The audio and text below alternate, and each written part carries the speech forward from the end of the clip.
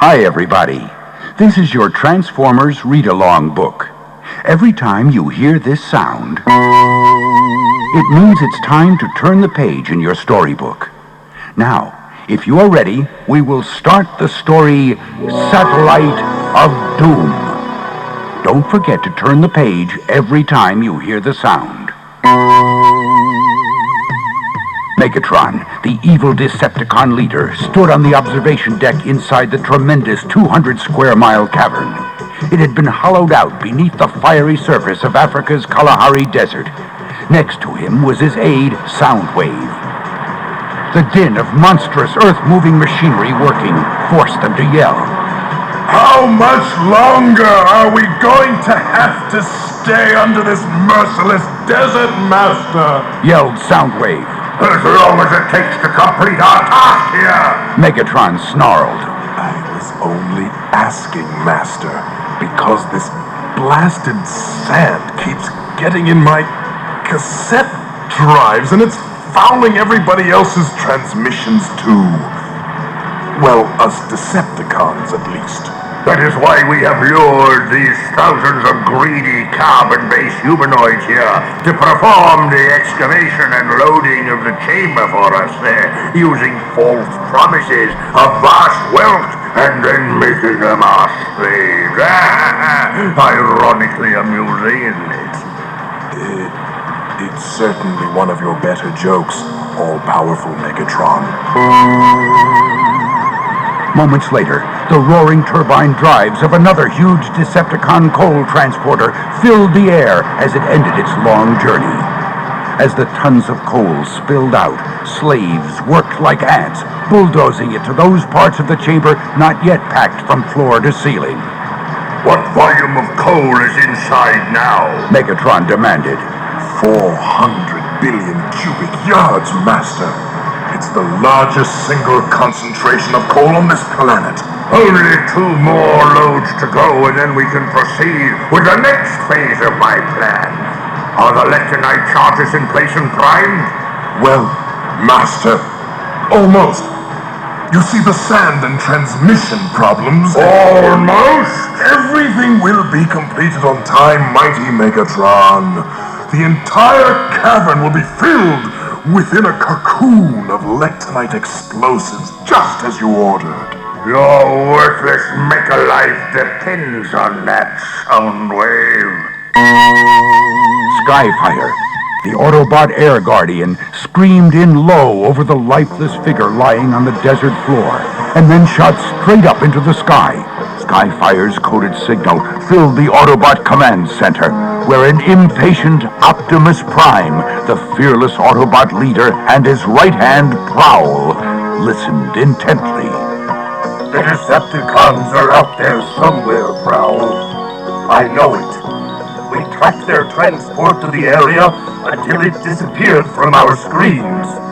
What vicious scheme can the evil Megatron be hatching now? Perhaps that Earthling lying out there holds the answer, Chief. He's totally unconscious and beyond answering questions.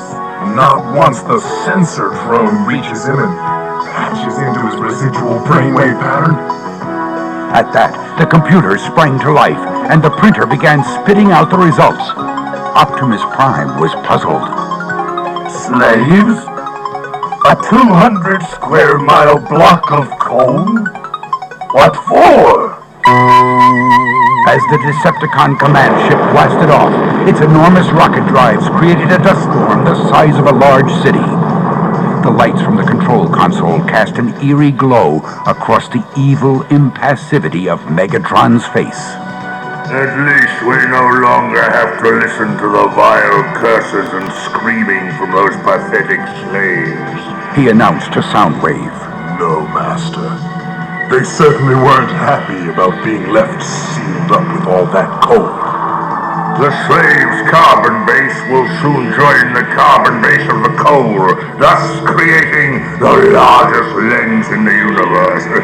Normally it would have taken millions of Earth years and multi-tons of pressure to form the diamond I need. But with my genius and the force of the tons of lectinite, I shall create that crystal at the press of a button.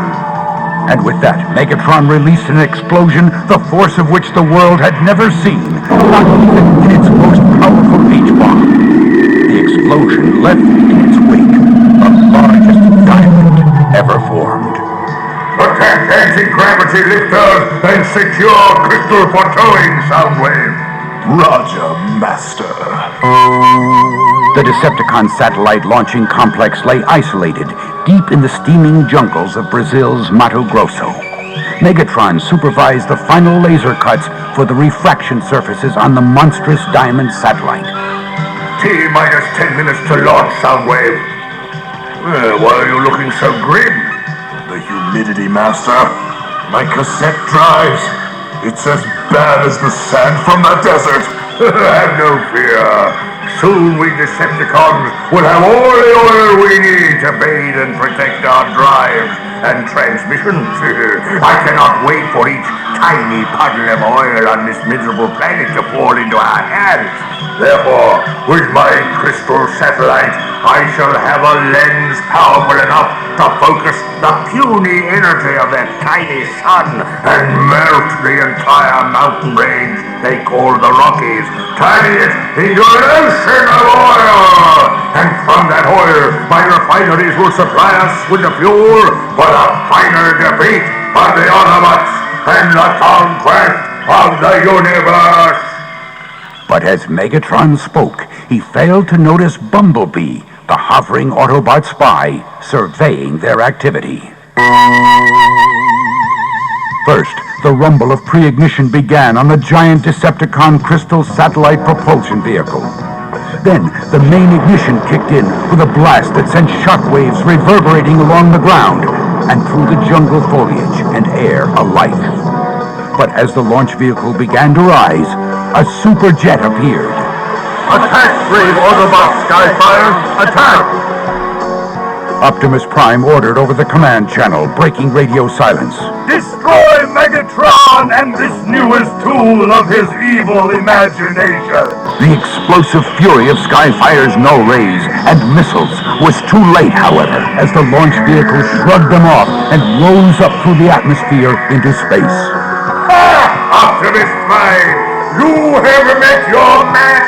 Megatron gloated as he detonated an explosive charge, destroying the launch complex. Then he and the Decepticons punched in their afterburners and made a strategic withdrawal to await the fruits of their foul plan.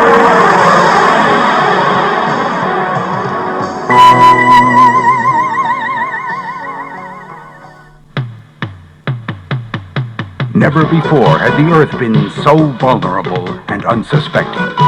And it was all a result of the diabolic design of the villainous leader of the Decepticons, Megatron.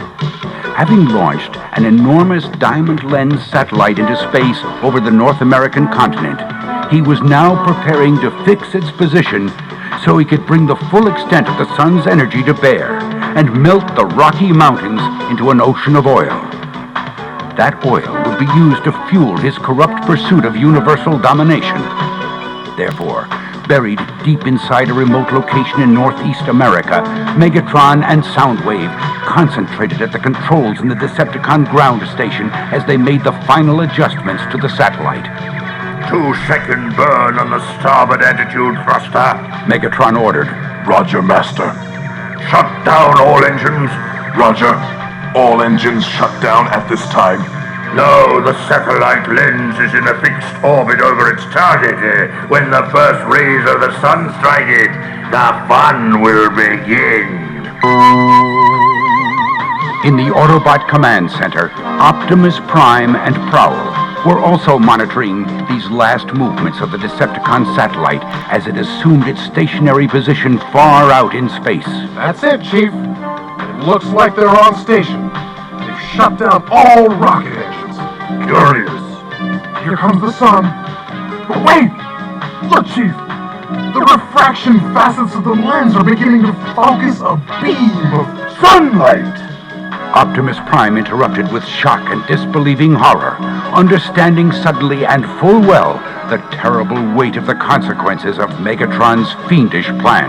The energy of hundreds of millions of hydrogen bombs concentrated on a confined area like that is going to precipitate disastrous and deadly results. That's a lot of heat, all right, Chief. Millions will perish in the ensuing calamity of Megatron's debased thinking. As the first scorching rays of the satellite's beam began to sear the mountains, the surface temperature of the ground jumped upward 10 times 1,000-fold. Entire forests immediately burst into violent flames, and tons of smoke and soot began to rain down on the continent. Then the rocks began to liquefy, slowly at first, secreting the moisture held tightly for eons within the granite and shale. Finally, sweating out the first signs of the precious black fluid so dear to Megatron's callous heart. Then the heat factor began to soar at a rate beyond imagination, and the last bastion of geologic formation wilted before it, changing from a solid state to a liquid. Streams of gaseous molten lava and oil flowed into rivers and then formed into lakes. The expanding Sea of Death threatened to engulf Los Angeles and the entire West Coast. At an ever-increasing speed, it also began moving eastward, menacing small desert towns as its volume doubled and redoubled. Not possessing the perfect weapon needed to destroy the satellite, and not having the luxury of time to come up with a variety of solutions, Optimus Prime quickly improvised. The lens was beyond Skyfire's range, because the fuel necessary to reach it was more than he could carry. But with Ratchet's mechanical wizardry, he was prepared to try something. Isn't Skyfire ready, Prowl? What's holding things up? Ratchet's good, Chief, but he's only mechanical. Skyfire will be online as soon as Ratchet has the auxiliary booster tanks attached and fueled up. Oh, that's it, Chief!